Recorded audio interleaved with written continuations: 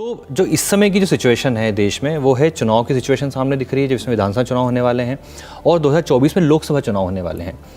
ऐसे में एक विपक्षी एकता की लगातार बात हो रही है और हमने हाल ही में देखा पटना में एक बैठक हुई थी, जिस बैठक में केजरीवाल जी भी गए थे और कांग्रेस से तमाम विपक्षी दल थे। उस बैठक में ये बात भी कही, केजरीवाल जी ने भी कहा था कि जब तक अध्यादेश पे जिक्र नहीं होगा, अध्यादेश पे बातचीत नहीं होगी, हम इसमें आगे नहीं बढ़ेंगे। तो शायद वो उस बैठक के बाद केजरीवाल जी वापस आए। अब बेंगलोर में 2 दिन बाद 3 दिन बाद बैठक होने वाली विपक्षी एकता की, तो इस सिचुएशन में अभी आप क्या देखते हैं, कहाँ जा रही है विपक्षी एकता? देखिए, बड़ा रोचक सवाल है आपका, लेकिन सवाल के एग्जैक्ट आंसर पे जाने से पहले हमको समझना पड़ेगा कि विपक्ष का एकजुट होना ज़रूरी है। इसके पीछे का भाव क्या है, क्यों जो 12-13 जो बड़ी पार्टियां हैं इस देश की, उनको इकट्ठा होना चाहिए। सबके मन में एक ही बात है कि भारतीय जनता पार्टी को हराना ज़रूरी है आगामी चुनाव में लोकसभा के, क्योंकि भाजपा अगर रहेगी तो भाजपा लोकतंत्र के लिए खतरा है, संविधान के लिए खतरा है।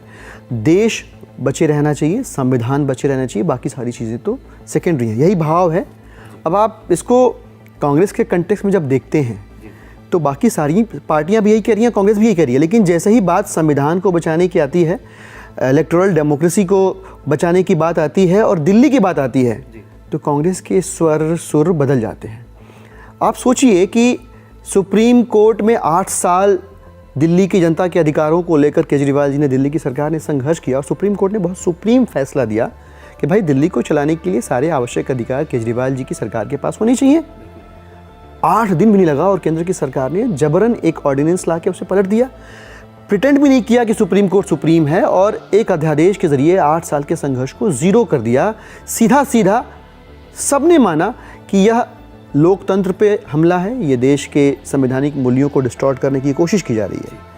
अब जब इस ऑर्डिनेंस के खिलाफ 11 पार्टियां एकजुट हैं और वो मानती हैं कि इसको बचाना यानी संविधान को बचाना है, तो कांग्रेस को ऐतराज़ क्यों है?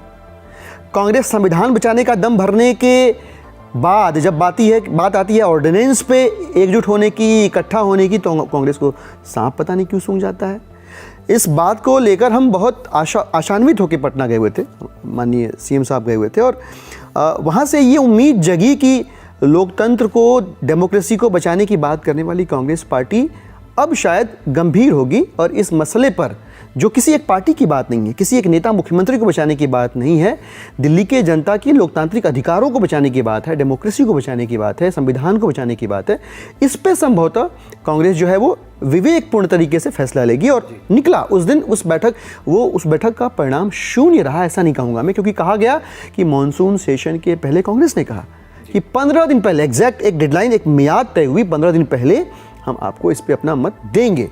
15 दिन पहले कब होता है? 20 तारीख से 15 दिन घटाई तो 5 तारीख होती है, जो निकल चुकी है और अभी तक कांग्रेस ने अपना रुख स्पष्ट नहीं किया। हम और हमारे साथ बाकी की जो 10-11 पार्टियां हैं वो सब कांग्रेस की तरफ टकटकी लगाए देख रहे हैं कि अगर विपक्ष को एकजुट करना है देश बचाने के लिए, संविधान बचाने के लिए, तो उसी संविधान को बचाने के लिए, उसी डेमोक्रेसी को बचाने के लिए कांग्रेस ऑर्डिनेंस पर अपना रुख स्पष्ट क्यों नहीं कर रही है? और अभी तक दुर्भाग्य से कोई उत्तर उनकी तरफ से नहीं आ पाया है। जैसे अगर उत्तर नहीं आता है उनका भी और चूंकि बैठक होने वाली है बेंगलोर में, तो ऐसी स्थिति में आम आदमी पार्टी क्या करेगी, जाएगी या नहीं जाएगी? देखिए, मुझे लगता है कि ये सवाल आम आदमी पार्टी के हिस्से से ज़्यादा कांग्रेस पार्टी के हिस्से का है, राहुल गांधी के हिस्से का है। आम आदमी पार्टी ने हर जगह बड़ा दिल दिखाया, एक बार नहीं कई बार प्राइवेटली और पब्लिकली हमने कन्फेस किया, बताया कि हम समय मांग रहे हैं राहुल गांधी जी से मिलने का, वो समय नहीं दे रहे हैं। हमने कहा भाई ठीक है, पॉलिटिकल कॉन्वर्सेशन नहीं करेंगे, एक औपचारिक मुलाकात हो जाए, एक अनौपचारिक मुलाकात ही हो जाए, चाय के ऊपर बातचीत हो जाए हमारी, चाय पे मिलने का भी समय नहीं दे रहे हैं। उसके उलट केजरीवाल जी क्या कर रहे हैं? जैसे ही राहुल गांधी जी के मामले में फैसला आता है कि उनकी सांसदी जाने वाली है, बिना सोच विचार किए तुरंत समर्थन दिया। कर्नाटक के अंदर चावल का संकट आया, तुरंत वहाँ के जो मुख्यमंत्री महोदय सिद्धरामैया जी, उन्होंने भगवंत मान साहब से बात की, पार्टी ने, पंजाब की हमारी सरकार ने पेशकश की, भाई जो चाहिए हमसे लीजिए अगर केंद्र की सरकार नहीं दे रही है तो। जब आम आदमी पार्टी और दिल्ली की जनता के अधिकारों की बात आती है, जब दिल्ली के अंदर डेमोक्रेटिक प्रिंसिपल्स का हनन होता हुआ दिखता है, तब कांग्रेस नज़र नहीं आती है। तो ये तो बर्ताव जो है दोहरा बर्ताव है। आप डबल स्टैंडर्ड्स लेके डेमोक्रेसी को बचाने के दोहरे मानदंड लेके आप नहीं चल सकते हैं।